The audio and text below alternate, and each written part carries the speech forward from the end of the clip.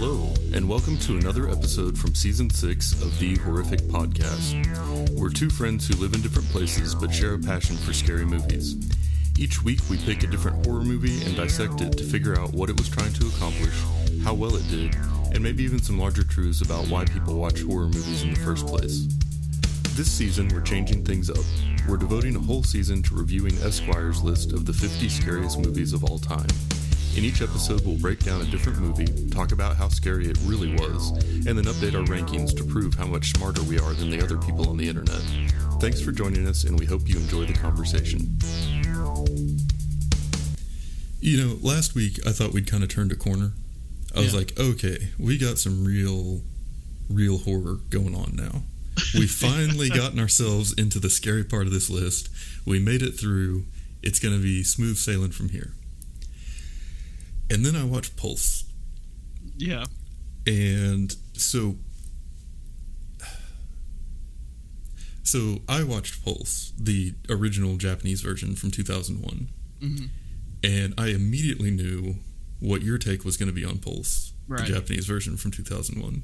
Yeah. So I texted you and asked how you thought, or how you felt about watching the American remake from 2006. And then maybe we could contrast and compare that and see what are some of the things about this movie that worked and that endured and that were, you know, successful versus just talking about all the things that made it a poor execution in the original. Right. Yeah, and because I mean, like this podcast, this one specifically is brought to you by Tom Zahn's Procrastination.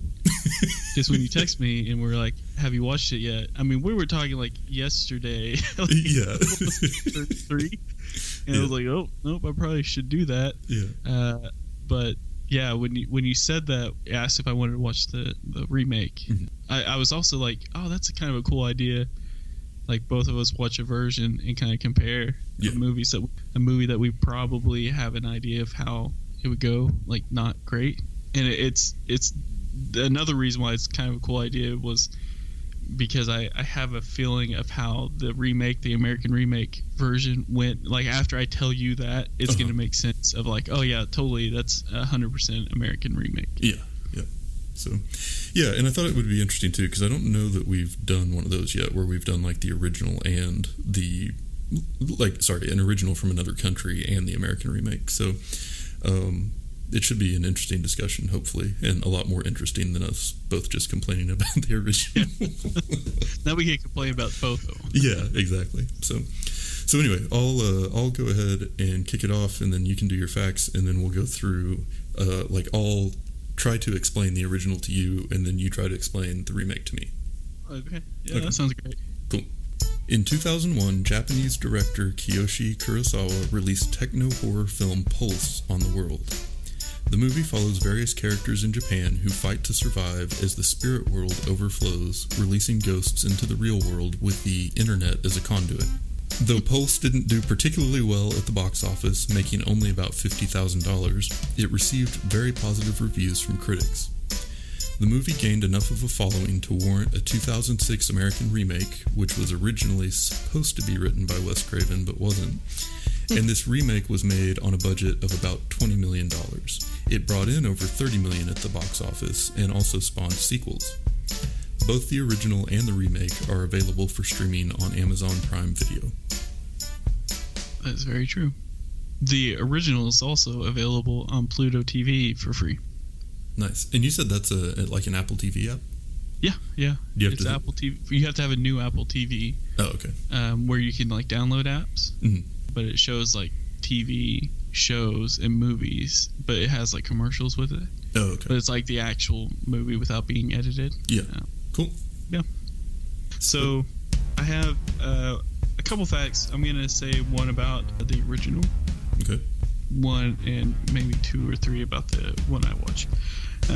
Because there just wasn't too many that I believed. Yeah. So the Japanese title that was wrote in kanji means circuit. Okay. Not pulse. And also, apparently, whenever a character comes in contact with the ghosts, they're shown wearing red clothing in the scenes before their death. Ties into the red tape, I guess. Yeah. So in my version, Wes Craven was once set to direct the movie, but he bailed out, which led to the film being officially canned at one point. Good thing for Wes Craven. So we always watch the trailer before we start the movie. I don't know. No, that's a good idea. I should start doing that. I think it's like for Katie to see if she wants to watch it with me or not. Yeah, that makes sense. But it actually has footage from the original Japanese film. One shot in particular features a plane crashing. The shot was redone for the actual film itself. And that's all my facts. Cool. Not a lot. I mean, there were a couple, like Bob Weinstein canned the movie because they thought it was too similar to another, like The Grudge or something like that. But yeah. Well, so apparently Wes Craven wants to be like very clear that he had nothing to do with it, even though like everything on the internet credits him as a writer on it. Yeah. But I guess he wrote the script originally, and then whoever didn't like it, and then someone else rewrote the script that he had written and made it really different, and so he's just like distanced himself. And I wondered if that was because he was really upset with like the script, with like the way it went down, or if he just saw how bad it came out and was like, I want nothing to do with this. Yeah, but I bet it was. Anyway. Yeah. So the Japanese version.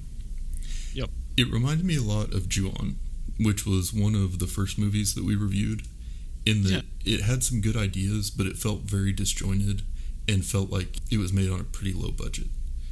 And so I'm not sure how much was like the language barrier or the culture barrier or just like poor movie making, but I had a really hard time following the story. And it seemed like there were a lot of random scene changes without always indicating like where it was changing to. And not, you didn't get like a lot of background on how the characters knew each other, or I don't know, it was weird. And then at one point people were disappearing, but I wasn't sure like how many were supposed to be gone, or even like how much time had passed in between things that were happening. It just really, there were a lot of things, like a lot of connective tissue between things that I just couldn't figure out. Yeah, I know that. So after we watched Pulse, the 2006 version, I started the original, and I noticed that there was like a scene or two where like the closed caption was like white. Yes. And there was background that was white. And you couldn't read the word. Yeah. And it was like, oh, that's not good. Yeah. And there were also some parts where like what they were saying, it felt like a very literal word by word translation, not a translation of like what the phrase actually meant, if that makes sense. Okay. You know how like, because in English we have a lot of turns of phrase or like common expressions that if you were to just directly translate that into, say, like word for word into Spanish, it wouldn't make any sense to a Spanish speaker because they have like their own like phrase or turn of phrase or whatever for that. And so I felt like there was some of that going on too, and the translation wasn't super accurate to what the intended meaning behind some of the dialogue was. Gotcha. Yeah, so with mine, it definitely started out with a little bit more action. So it had Jonathan Tucker in it, and you might remember. Do you remember Jonathan Tucker from the Black Donnellys? He was the main brother, the one who had like, and he nice. the one that didn't have the bum leg. He was also in Texas Chainsaw Massacre. He was the one with the glasses. The remake. Oh, okay, yeah. Anyway, it starts off with him trying to make it to a library. Happens to be in the basement of a building, and he's trying to find his buddy who's supposed to meet him there. He ends up meeting the ghost, and the ghost like kind of sucks. It looks like it's sucking out his life. It looks like he's dying, almost like a Dementor from Harry Potter, which you're too good for. Yeah, kind of like when Apollo Creed punched Rocky really hard. Anyway, so like he gets that. Like it looks, I thought he had died. Well, then scene cuts to Kristen Bell, who is your favorite. She constantly looks confused. My wife watches Veronica Mars. She's on Veronica Mars. Anyway, long story short, cuts to Kristen Bell trying to get in contact with Josh. The Jonathan Tucker's the guy who died at the beginning. His name was Josh. He didn't die at the beginning. His name was Josh. But did he die at the beginning? He kind of died at the beginning. What was his name? Jonathan Tucker. He was from Black Donnelly's, not the one with the bum leg. Anyway, was he in Texas Chainsaw? He was the remake. Do you know that? So it cuts to Kristen Bell. She's she's meeting with a friend. I don't remember her name. Another guy and another guy. There's kind of like a crew of them. Yeah. Anyway, Kristen Bell's character is dating Josh. So she goes to try to find Josh. They hadn't heard from him for a little bit. She goes to his apartment, and this is the same scene that I watched at the beginning, so I know it's relatively similar. So she goes to his apartment. It's kind of creepy because it does the same kind of sequence where she goes in, she's looking through the apartment's just like all messed up, like there's bugs crawling, things melted out of the fridge. There's still the plastic on the walls, which is weird. And both scenes, the guy stands up in the background. Yeah, looks kind of creepy while they're having conversation. Like he gets his the Ethernet cable and goes back and he hangs himself. Yeah. There's also a dead cat in this one. Was there a dead cat in the first one, in the original? I don't remember. This was stupid. Like she walked to like go see what he was doing in the other room when he was killing himself. He was actually killing himself this time. He didn't die in the beginning. Yeah. And she hears like a cat kind of wailing, and she opens the door and it's just a cat that's like manged and like almost dead. Had nothing. There's never a cat again. They just needed something to get her out of the room with him, I guess. So, yeah. So she goes in and he hanged himself. Did she look confused? She was very confused. She had like one eye that was like looking one way and the other looking the other way. So that kind of, started off this film. Yeah. I do want to say this real quick too. If you look at the ratings on each movie, like mine was a lot lower. Mine was in a 4 out of 10. Yeah. Well, I thought it was kind of funny. So one thing I'm curious about with that is I wonder if it's just based on number of people that have seen it. Because I feel like to watch the original, you had to seek it out and really want to see it, which means you probably knew what you were getting into. Whereas the remake was one that was like a feature film. It made $30 million at the box office, so people saw it. So there's just more people that have exposure to it, and we're just like going to the movies to see a movie. Yeah, so the original on IMDb, out of 14,766 ratings, it has a 6.5. But in the original or on the remake, out of 27,178, it has a 4.8. So. Yeah. Well, and that's actually a lot more than I would have expected for the original. Yeah, I know. Well, it's all the people who probably watched it the day of it came out. Now, we'll say with this one, so I think like with this one, there was just one story. It started out with a guy who you thought died, who you don't have any relationship to, so it doesn't bother you, because for all you know, this guy could have been a rapist. Well, I was gonna say he obviously wasn't taking care of his cat, so I know, yeah, so he deserved it. So it starts off with that, but this is just one linear story. It tells the story of Kristen Bell dealing with figuring out why Josh had died and what was kind of going on there. It was also confusing because you didn't realize that it was happening to more people until halfway through the movie. And I think that they also had a deeper meaning to this.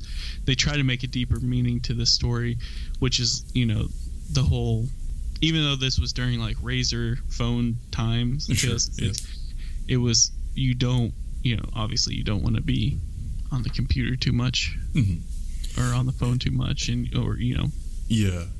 Well, and so to me, it sounds like yours may have had a little bit more of a consistent message.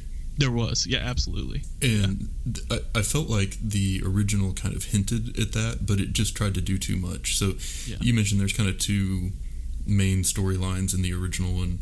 It's like 2 hours long, and it's a long 2 hours. But the general idea behind it is that the spirit world has a finite capacity. And I guess as more people have died over time, it's gotten full. So now ghosts are spilling over into our reality. But I guess for some reason only some people can see them, and they spread via the internet somehow. And if you see one, you might commit suicide, but not everyone does. And it makes you really lonely. Oh, okay. Yeah. So that's kind of similar to this one. This one, Josh, come to find out, Josh was the one, Jonathan Tucker, Black Donnelly's original Texas Chainsaw Massacre. Oh, yeah. He was the one, him and his buddy who he was trying to meet in the library, actually created this program that met at the same frequencies as the afterworld. Oh, okay. And it basically opened a portal. And so what it would do, it would show, it was basically a virus, and it would show up on people's computers, and if they watched it, they would get like super bummed out. Yeah. Like kill themselves. But also, so it was The Ring with computers. It was absolutely The Ring. But also, this is why I think they're trying to say it wasn't The Ring. It was 100% The Ring. If you met the person, or if you met like one of the demons that are all black, which look different each time, it would kind of suck the soul out of you, like at Jonathan at the beginning, and it would make you super bummed, and you just want to like kill yourself. Okay. So it was a little more almost like the spirit world was taking things from you, right? Maybe to, I don't know. Anyway, yeah, it just. Did you have red tape in yours? Yeah, there was red tape, but it wasn't ever really explained, other than that, I guess, some kind of portal via an exposed Ethernet wire in this building that was going to get demolished had been marked off with red tape. Like, I was trying so hard to figure out like how it was there.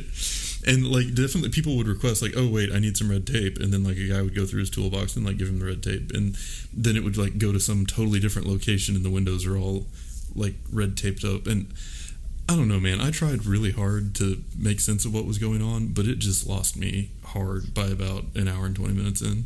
Well, let me make sense to you with the original, or with the American version. Okay. So the red tape was sent to Kristen Bell before Josh died. And it said this keeps him out.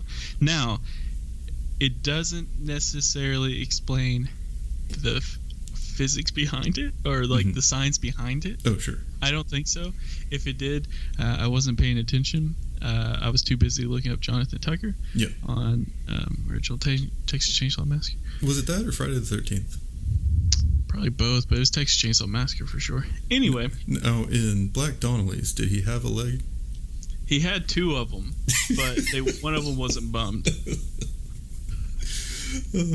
So with the tape, it was mailed to Kristen Bell, who opened it up with and was very confused. She was super confused. I think it was just acting, but it's not. Yeah. My wife, if she heard this, would kill me. For some reason, she likes her. Yeah. She hasn't done anything to me, but anyway, tape keeps them out. So they're announcing like on the news. Like, at this point, when the tape comes out, multiple people are, like, trying to kill themselves. So, like, you'll see, like Kristen Bell saw, like, 3 suicides happen. And she found the courage to keep on going. But basically what happened was someone sold Josh's... So the person who owned the apartment complex sold Josh's computer to another guy. Kristen Bell tracks that guy down.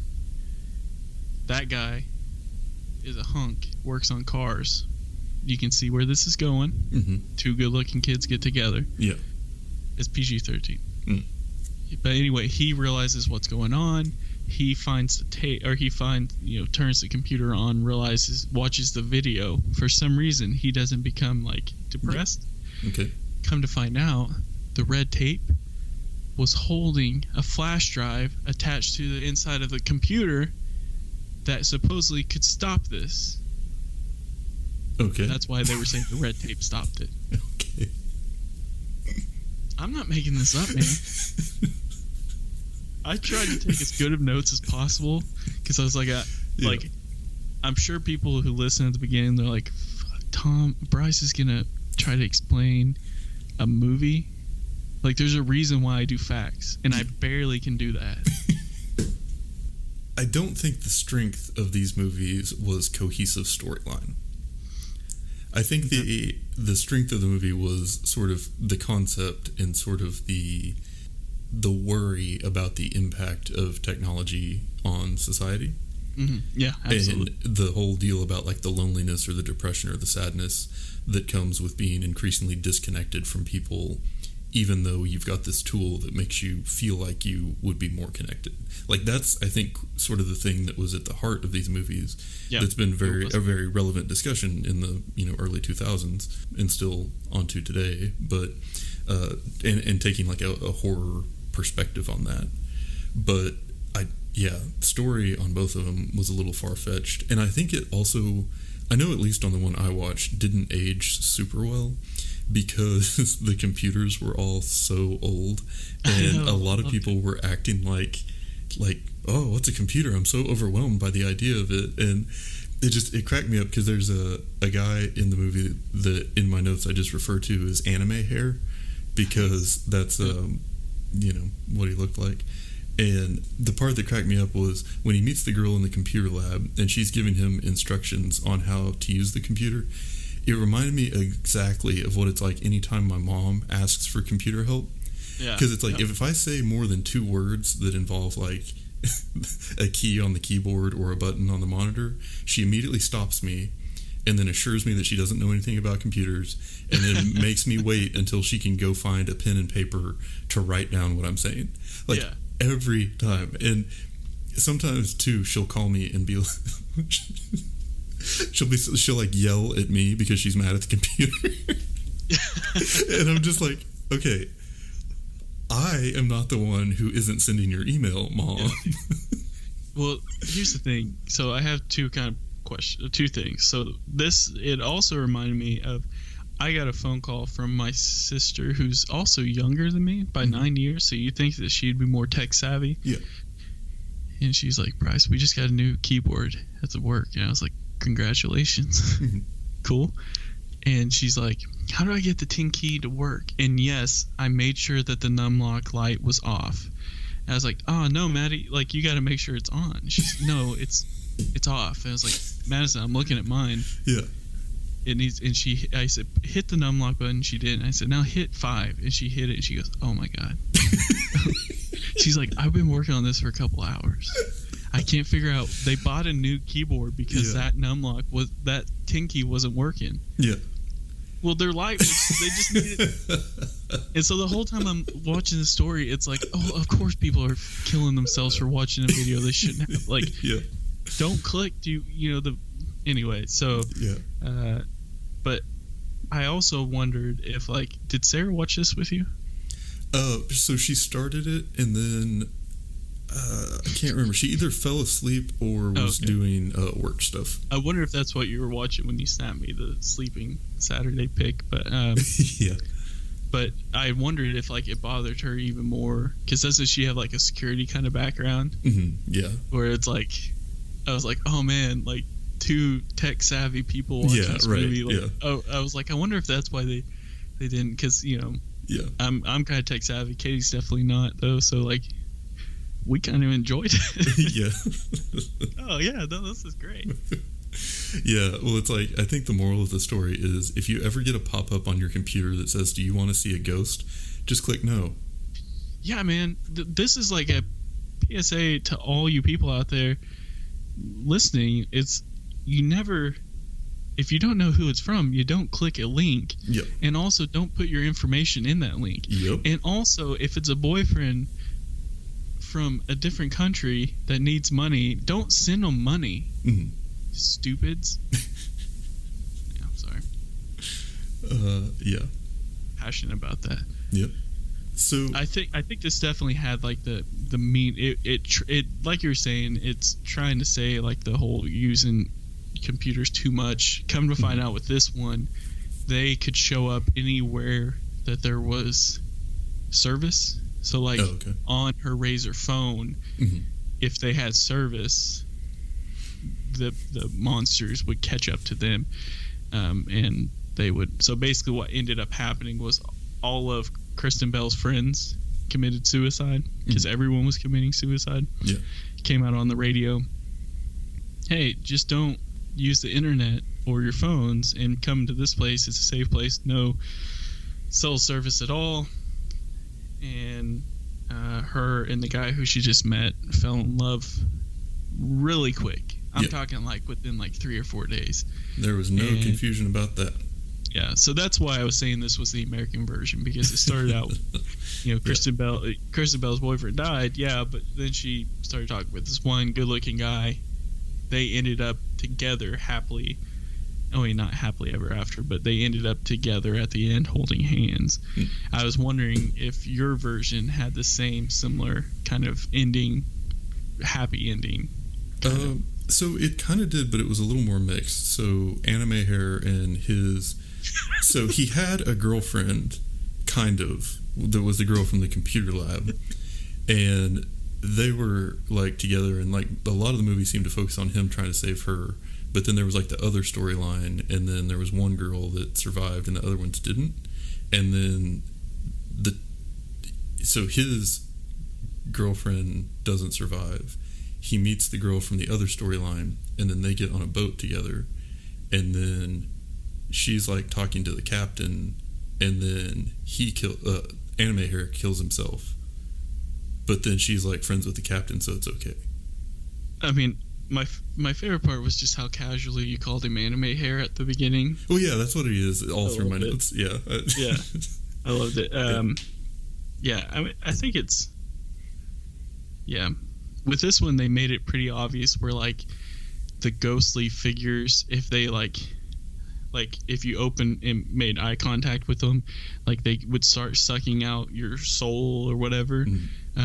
But the good-looking mechanic guy, I assume was technically Anime Hair, saved Kristen Bell by like literally taking her face and moving it down, and made it where it didn't completely suck the soul out of her. But I definitely see why it was on this list. I don't see what I could see where he was getting at by putting this on the list, because it's like the modern aspect, and but also like you put it on a list that you published on the internet. Like, come on, son. But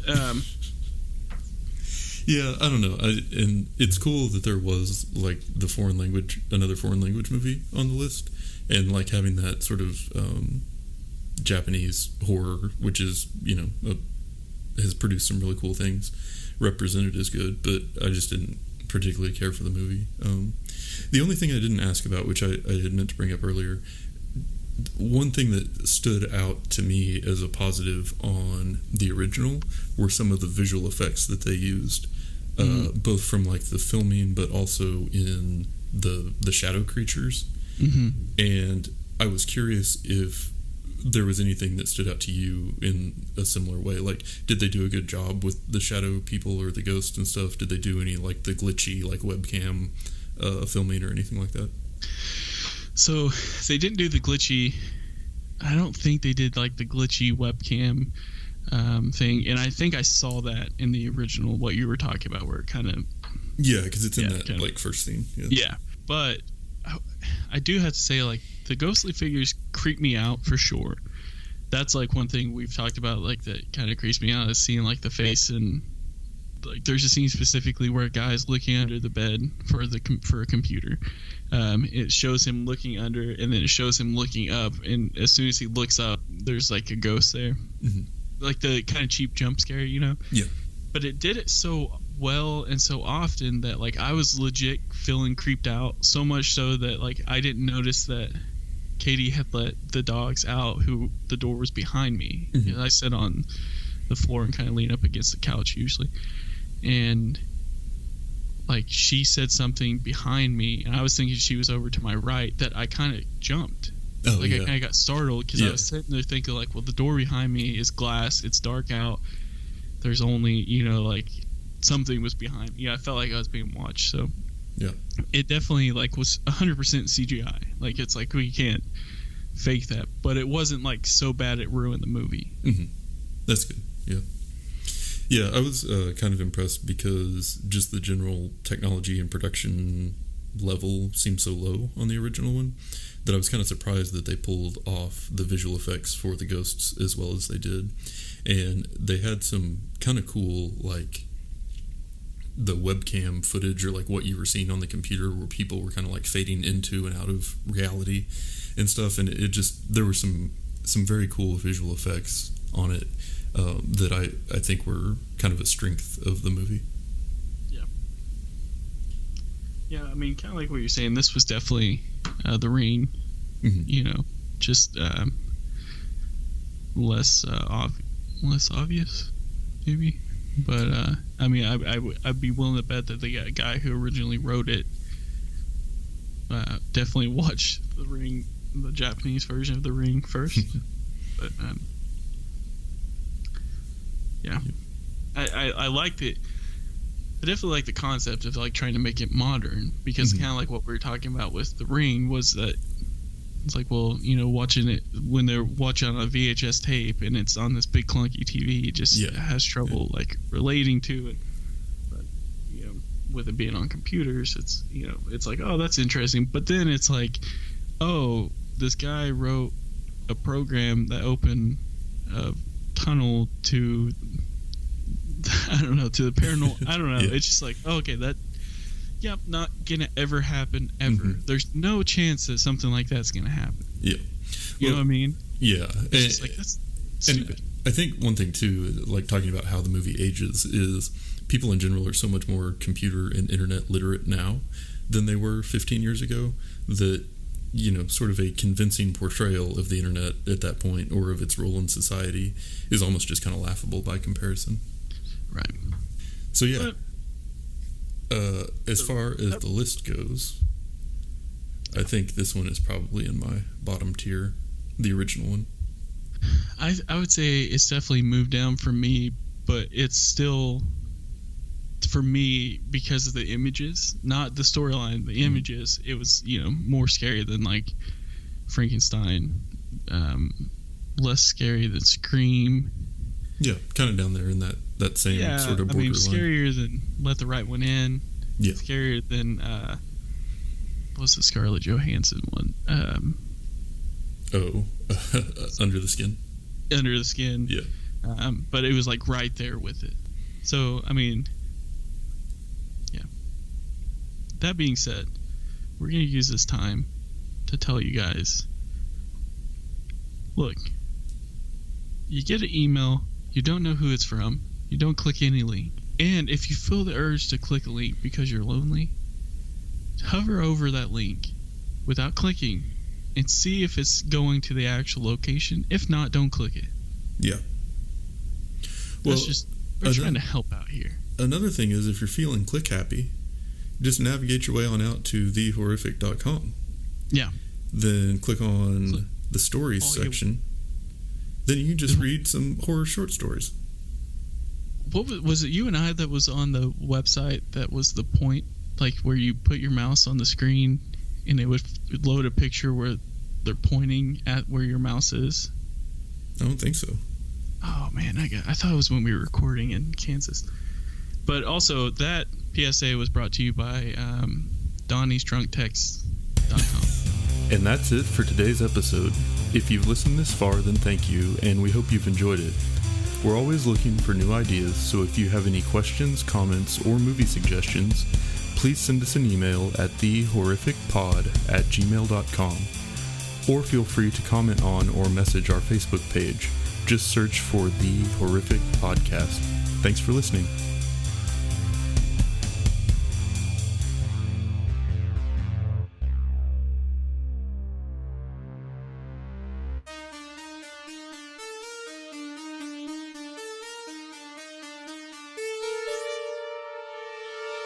Never send money to anyone overseas ever. I mean, unless it's like a charity or something. Especially if it's a charity. So I'm scrolling through like the IMDb images for Pulse, and it's just picture after picture of Kristen Bell looking confused. So confused. Look at it, man.